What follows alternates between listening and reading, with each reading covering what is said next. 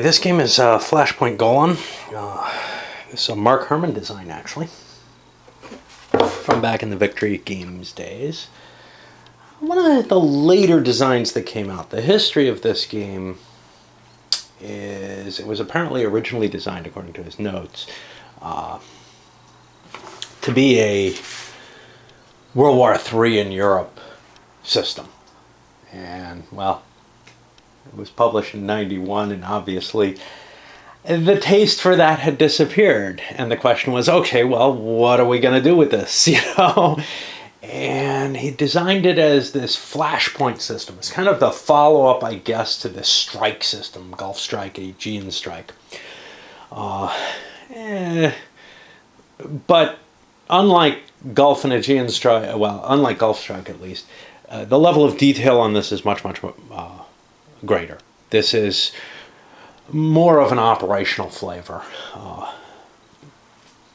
which, yes, I know I'm getting away from the right term there, but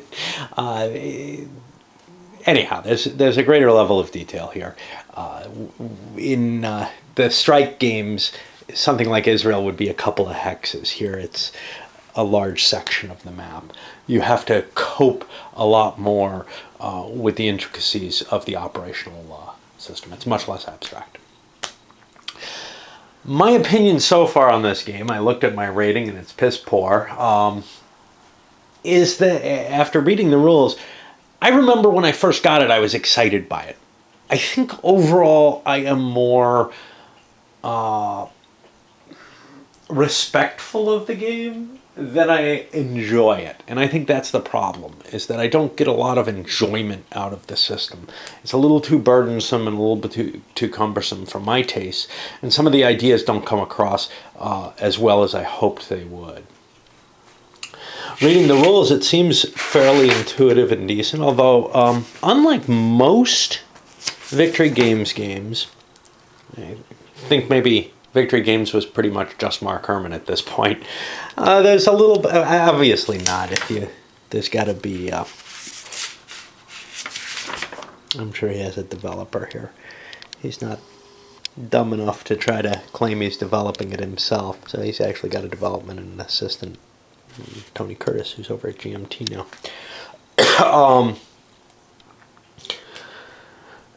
But to tell you the truth, I don't know how much playtesting it really got and how much rigor it got compared to other Victory Games games. Very few of them have any errata of significance in this.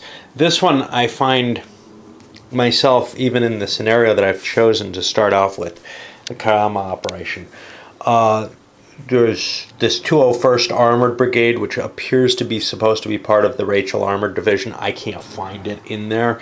I don't think it ever existed. Anyway, I'm going to be playing this for the first time. I'm going to play more than one scenario, but I don't know how many.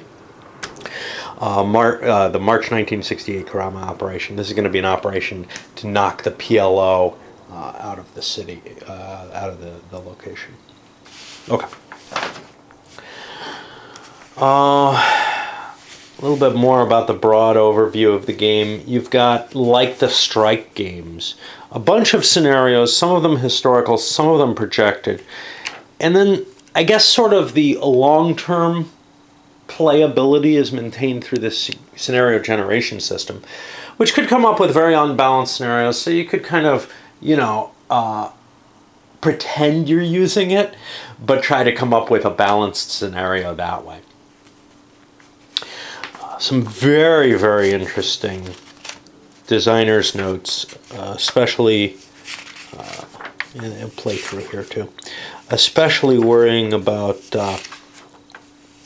where this came from, and also what sort of the focus of the game is. Not quite how he expresses it, but I would put it as the degradation of forces. You're degrading their morale, you're degrading headquarters operations.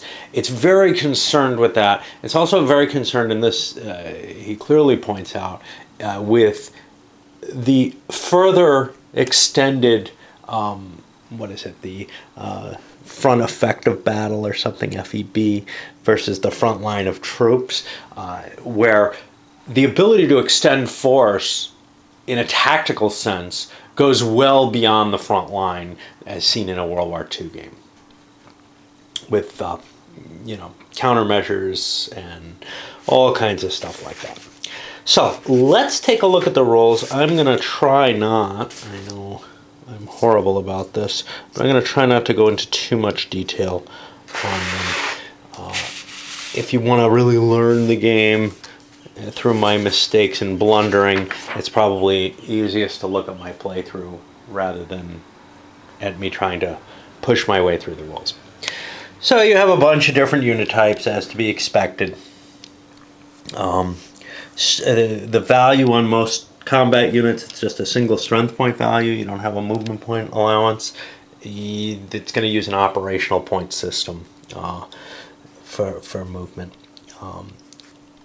Artillery, if I can find one. There's an artillery, has a combat, and it also has a range value. And essentially, headquarters have the same kind of thing. They have a bracketed combat strength, indicating they don't use it usually, unless they're caught alone or with nothing they can fight. And they have a command radius. There's also a number up here, which is the capability point allowance. That's going to be how many sort of headquarters capability, command capability, whatever operations that a headquarters can take. Now, in order to take those, what you have to do is you have to look up the specific type of headquarters you have here. And this is very much in that strike, fleet, and now this series type of game, where you have to look up the particular unit on a chart or type of unit to see what it has present. So for example, let's look at some Israeli capabilities. The big command headquarters have air defense artillery that have a range of 36 hexes and a strength of 3. And likewise, each unit has that. Some units don't have all capabilities. So for example, anti-tactical ballistic missiles are not available to most of the headquarters, just the main one. Whether or not it can do artillery ammo replenishment. And I've had to come up with kind of a set of notes because the play aids aren't quite as comprehensive as I would hope. Things that I felt I had to look up fairly often, and hopefully that'll help me.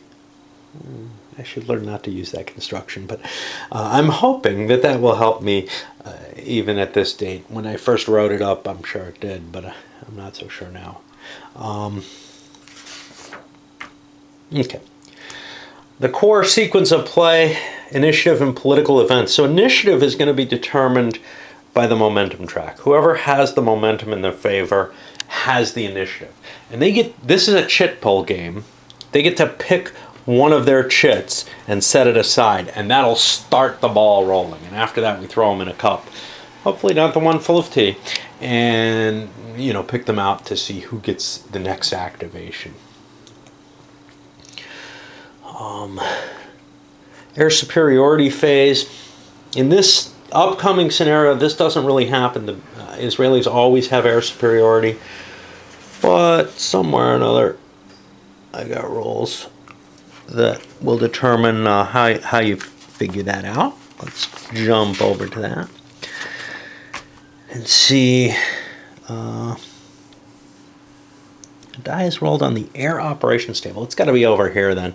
Tons and tons of tables here. Air operations table. And you just kind of randomly see how many boxes the air superiority moves. It's fixed at a certain point at the scenario.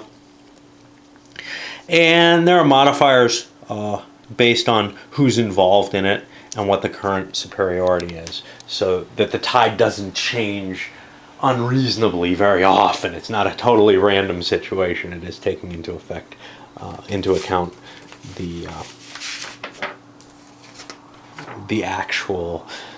actuality of an air war that might be happening here. Jamming phase. What happens there?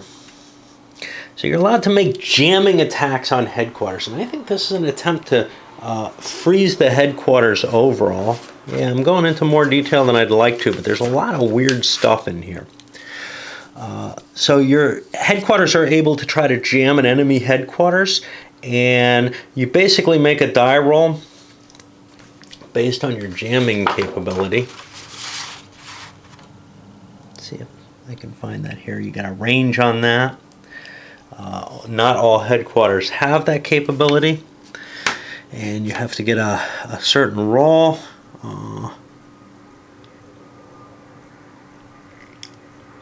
If you keep hitting the same nationality, you get a modifier for future attacks. And if you succeed, you get to put a disrupted marker on it. And what does that do?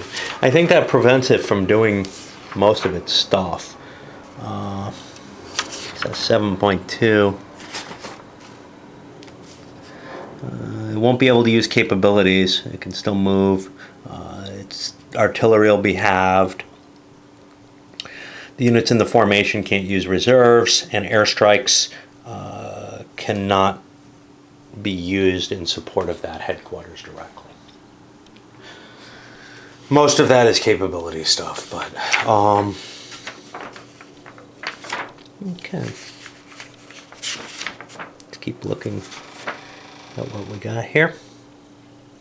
Reinforcements. If you have any specific reinforcements that are coming onto the game, supply status. Jeez. Yeah, you basically have to trace to a road and then back to a supply source. Nothing too complicated there. Anything else? Yeah. So during the oh no, that's reinforcements. What am I getting here? Okay, that's replenishment and reorganization. Okay. Place reorganized markers. If your headquarters, if a unit's under kind of command, you can commit it to not do anything for the turn and try to reorganize. The levels to the different units, when they take one hit, they become disrupted and they just get flipped over. There's kind of a step loss, but a friction point all mixed together. And you can see they get degraded quite quickly from that. After that, and they're still kind of functional at that point, but after that, they start getting worse and worse as they get a broken level and then a cadre level, which make them largely incapable of performing any actions. So as your units get abused, you really do have to pull them out of the battle and give them some rest. And artillery replenishment. So the reorg takes headquarters capability, I believe, and the artillery ammunition replenishment takes headquarters capability as well. So if you're going to maintain a fight and all your stuff's going well, you probably are spending a lot of your headquarters capabilities just keeping the fight moving. And that means you're not going to be able to spend headquarters capabilities on other things. For example, strikes. Although some things are free, which I've got listed here, I believe. Detection, I don't know what ADA is. But the ATB, I think that's anti-air actually. Air defense artillery, yeah. And anti-tactical ballistic strikes are free. So basically you can do some defensive stuff, and detection is just, if something moves into your range, you get a roll to see if you see it. Okay. Then we go to the key operations cycle. This is where the chip pull is taking place. And each unit is going to get a movement phase. Well, you get a movement phase where each unit gets 6 operational points. And operational points include spending points to move on the terrain effects chart, as well as making attacks costs an additional point to make a mobile attack. If you start next to an enemy, you have to make a decision. Are you going to hold in place, in which case you can't do shit, withdraw, or conduct a set-piece battle? And these get marked down and used as necessary.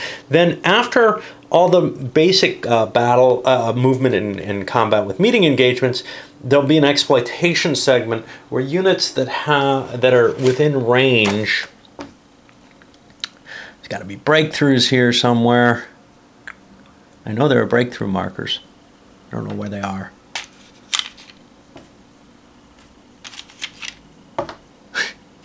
I'm looking. Yeah, I'm not seeing them. Wonder what they're on the back of. Ammo depletions? No, here they are, here they are. Breakthrough markers. So those get placed down if you push the enemy out of a hex, and that allows, first of all, if you're mobile, you get to continue moving through there. And secondly, when you're within range of one of them, you get 3 more operation points to spend on an exploitation movement, where you're going to be allowed to perform more meeting engagements if you have the points for it. Then we have kind of a cleanup. If things haven't gotten screwed up and reorganized, they get to pull those there. Headquarters expenditure. So these are going to be marked with these little annoying rotating counters as to how many of their capabilities they've spent. And we've seen them before in Last Chance for Victory. I'm not thrilled with that type of counter, but it should be less likely that I bump them all the time here.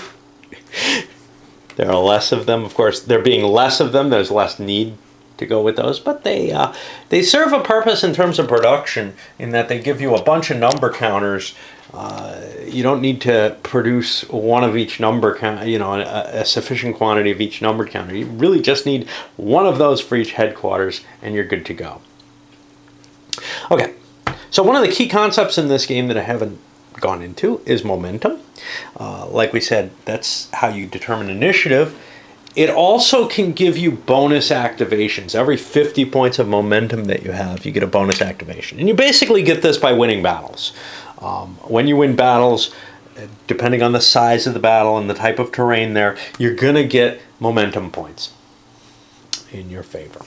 And some of the scenarios have momentum being the victory condition. Basically, the other guy's capability to make any actions whatsoever is just getting so hindered by your momentum that they feel compelled to surrender because they can't put up a coherent military force any longer. We have to worry about troop quality and morale. Now, 2 different things. Morale is the step losses in this system. We've kind of already explained them. They can come back as I explained. You have, though, a troop quality number. And that gets set at the beginning of the game, the first time that unit gets used. Now, in this scenario, I've got a bunch of permanent troop quality numbers, which don't change throughout the course of the game. But the 2 main divisions that I've got in here, the Rachel and 3rd Mechanized for Jordan, are first line units. The maximum troop quality that they can go up to is a 7.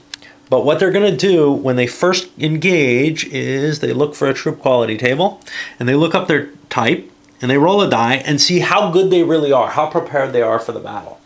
That could be a pretty big effect on something, on a small scenario like this, if, your key attack unit is not really capable. Such is life. That troop quality is going to change. Whenever you lose a unit, you lose a point of troop quality. When your headquarters is eliminated, you lose 2, and so on. If you win battles, though, and get momentum points, you get troop quality back for those units. So there's a kind of neat combination of ideas here. And the morale checks are going to be against your troop quality. What happens in general, and this works both for the combat table and the strikes table, is the numbers represented on these tables are going to present your morale check.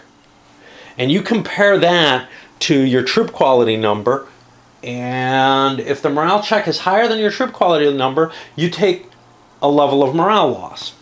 It's possible to take more than one, though.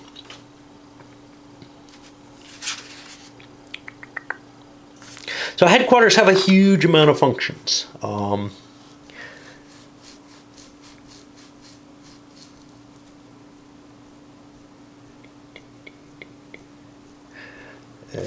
somewhere, yes, their capability points diminish as they take hits to their morale. Largely, most of your capabilities you use during your activation, but there are some that are reactive in nature. For example, detection and stuff like that. And, well, maybe most of them actually are reactive. I'm not sure. So they have a number. Let's go through kind of the list here. I've got it there too. If units are unsupplied, you can send an aerial resupply mission for them. And that's going to cost you according to the stacking value of the units that you're resupplying. You can also resupply the artillery ammo. Battlefield recovery. Okay. When you win a battle, you can recover one unit's losses from that battle by expending some headquarters capabilities there. Just throwing more units into the fight, basically. Combat engineering abilities allow you to do fortifications and minefields.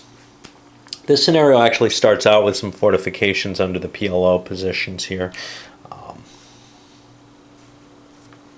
What do? They improve your troop quality, so it makes it harder for the opponent to win the battles. We don't actually have very many here. Okay. Headquarters detection.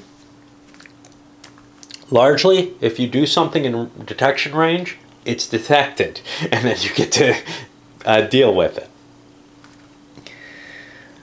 Jamming. This is the early part of the turn. In the opening stages of the turn, you're trying to knock out the other guy's headquarters capabilities, degrade those right away. Tank transporters.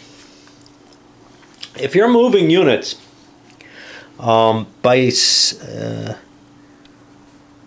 permits all components of a division to avoid otherwise mandatory morale decline when they use strategic travel. So normally if you try to move too quickly, you're going to have a lot of equipment breakdown and such not when you're using armored units and the like. So in order to avoid those penalties, what you end up doing is you can spend a headquarters capabilities to strategic move them through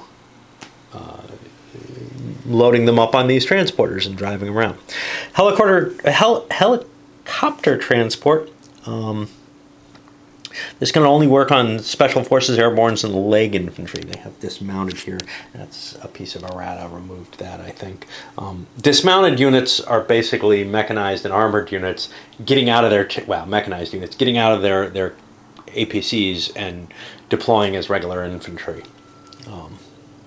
Which can have some advantages. Something weird happens there anyway, because you can helicopter transport those things, or you can't helicopter transport those things because you would be moving their equipment somehow magically when they remount. But you can move them over terrain that they couldn't move through easily as mounted units, and then they remount afterwards. That feels funny. What is it? They're getting out and doing a portage? I don't know. But it's unlikely that I'd do much of that. Okay. Let's see what else we have. So you have these combat capabilities. You can call in air defense artillery capabilities. When planes are flying nearby and get detected, you can try to shoot them down. Same thing with anti-tactical ballistic missiles. If somebody's doing a ballistic missile strike, you can shoot that down using your proto-iron dome. Your capability to fire cruise and short-range ballistic missiles. Only the U.S. has cruise missiles, the Tomahawks. The short-range ballistic Scuds are obviously an example. I'm not familiar with the others, but the Israelis have their equivalents of these things. They can be shot down by the ATBMs. And the U.S. is also capable of calling in naval gunfire, which is basically an artillery strike coming from the coastal area, and it can't be responded to. If you're not in supply, you're going to have reduced operations points, no exploitation. Artillery that's out of supply is going to get an ammo depletion more easily. Like I've said, you take damage when you do strategic travel. Basically, we make a morale check after that, and you could go down 1 or 2 levels from that. We got rules for amphibious assaults. Probably not going to use that in the early scenario. I don't want to go into too much detail, but you can basically do end runs into Lebanon and the like. Stacking is 6 battalions and then equivalents for that. Zones of control exist in this game. Now they have sort of mixed effects, but I believe they lock you in the sense that when you move into one, you have to make a choice of what you're doing at that point. Are you doing a mobile attack or are you stopping? When you're in one at the beginning, you have to make that withdrawal, attack, or hold choice. Withdrawal requires a morale check. You've got 2 different kinds of battles, the set piece and the mobile. When you're doing a set piece battle, the reactive player is allowed to throw reserves into it. Both sides are able to use some fire support. Normally only the defender in a mobile battle gets fire support.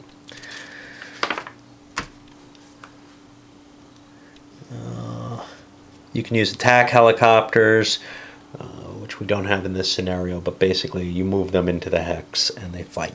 They provide extra combat strength. Airstrikes can be thrown in as well. Meeting engagements are more restricted. You have artillery combat support from the reactive player. Both sides can use attack helicopter support. The initiative player more to begin with. And there can be no airstrikes whatsoever. Now the way you fight the battle, and this is somewhat reminiscent of Desert Fox and other games that have used it, is you look up the terrain, calculate the odds, which is going to be the strength of all these strikes involved, the helicopters, and the units actually fighting, to come up with an odds ratio. And what's this NDBC? So then you roll a die, and based on the morale level, which is normal, disrupted, broken cadre. You see broken and cadre have the same chart all the time. You'll determine whether or not you make your morale check, and if you don't, you suffer morale losses. Now, somewhere there's multiple here. So, if the opposing side has a modified troop quality that's twice as great as the unit that's checking its morale, that unit checks on the next lower morale level as well as the one it's on. So it takes a potential hit, and then if it's hit, it may take another level of damage. If it's 3 times greater, you check the next 2 lower morale levels. So you could conceivably lose 3 levels of morale all at once. Okay. The person who has a unit that's reduced to the lowest morale level loses the battle.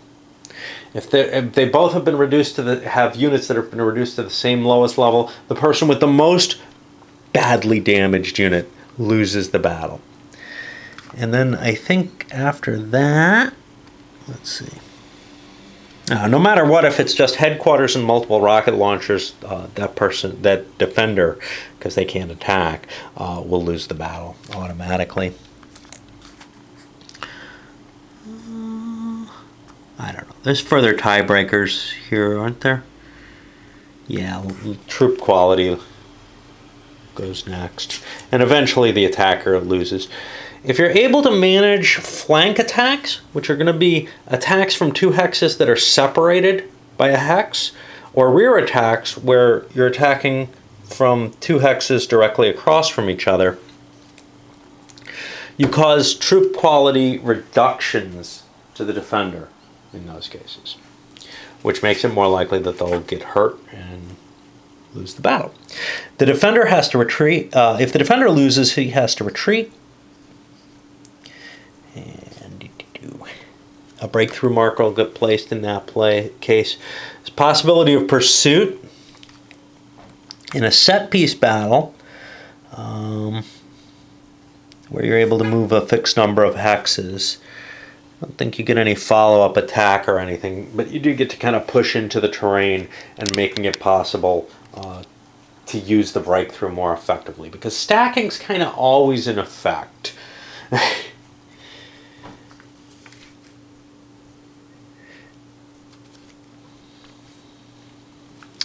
So detection ranges can be increased by being on high terrain.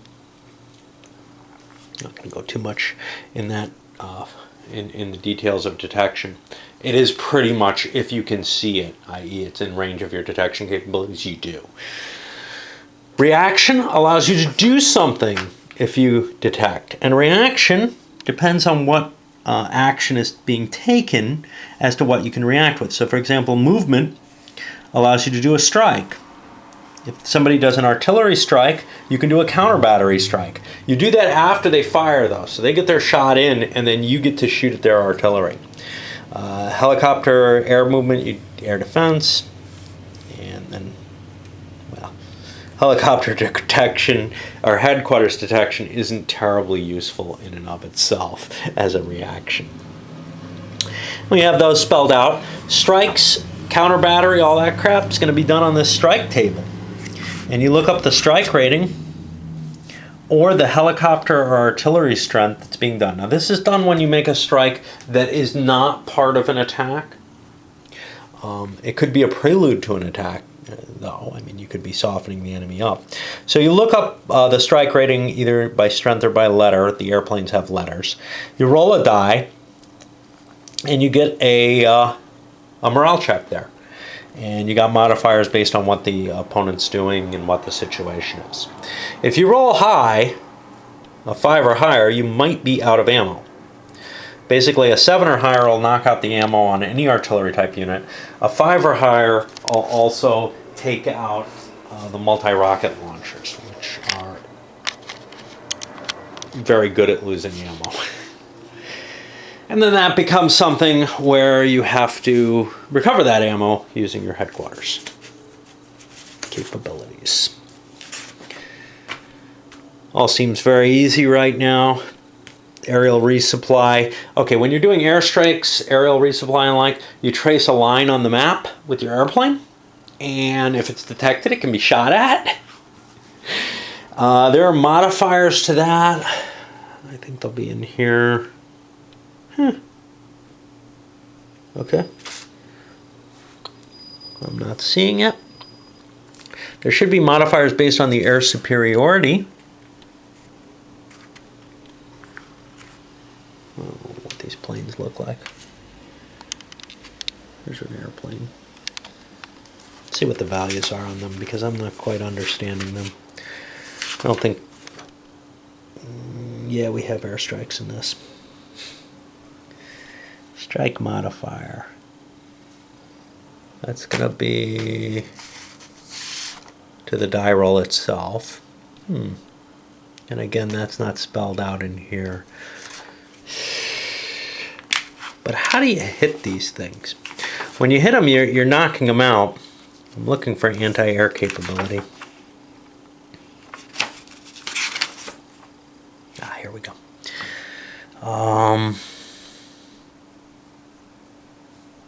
You roll a die, add the air defense fire modifier.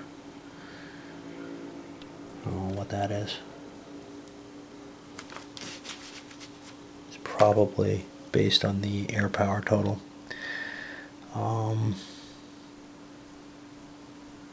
It has to be greater than the air defense ATBM rating, which will probably be the strength rating on the value here. And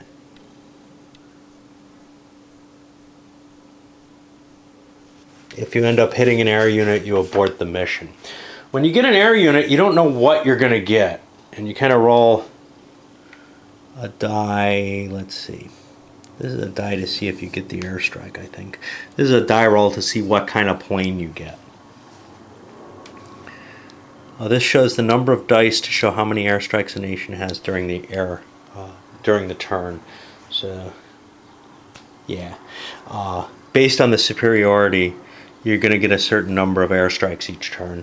And I should probably have a marker to indicate that, but I don't think I do. I think I have to, maybe I have to keep track of it on paper along with special munitions and the like.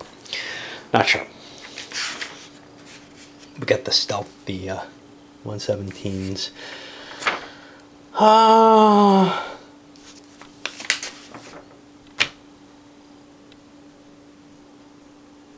Okay, combat engineers. This is something else I don't think I paid enough attention to.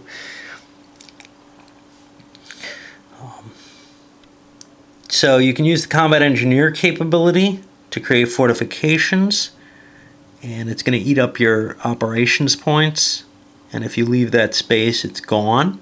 They're going to increase your troop quality. You can also create minefields, and minefields are going to attack on the strike table. And we got a mines rating. We got two types: hasty minefields and then barriers, which have modifiers in their favor. If you use combat engineering, you can try to get rid of a minefield into a hex in which you have a zone of control in, so you can do counter mining. Likewise, you can do same kind of capabilities using your engineering capability from a headquarters to build and destroy bridges. What about EW?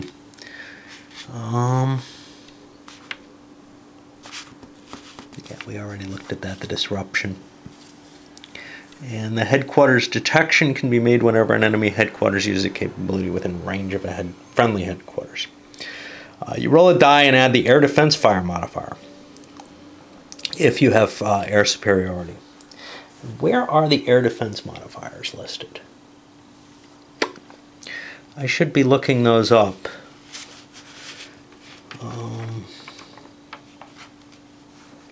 Is that here? No. Somewhere there's an air defense modifier, and I don't know quite where it is. Maybe I've got it on my cheat sheet because it's buried in the rules or something. Or maybe not. I don't see it there. Okay. Anyway.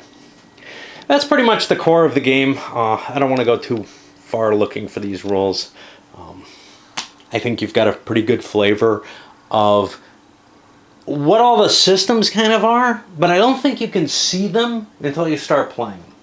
I'll tell you this much. When I read these rules, I have this kind of feeling of, oh, this is going to be interesting and fun. And I got the same, to tell you the truth, with the Strike and the Fleet games. And none of them really gel with me. I've played them both. I've played these games opposed. I've played them more solitaire. And they just, I don't feel like I have a grip. It's too interactive, too whatever. I don't expect it to be any better this time. So I doubt that I'm going to go through too many scenarios of these. But I do want to give you a chance to take a look at this, because I actually think that these are games that are really impressive in terms of what the design has attempted to do and what it manages to do. It's my poor little brain that can't handle the decision making involved in them. All right, let's end this up.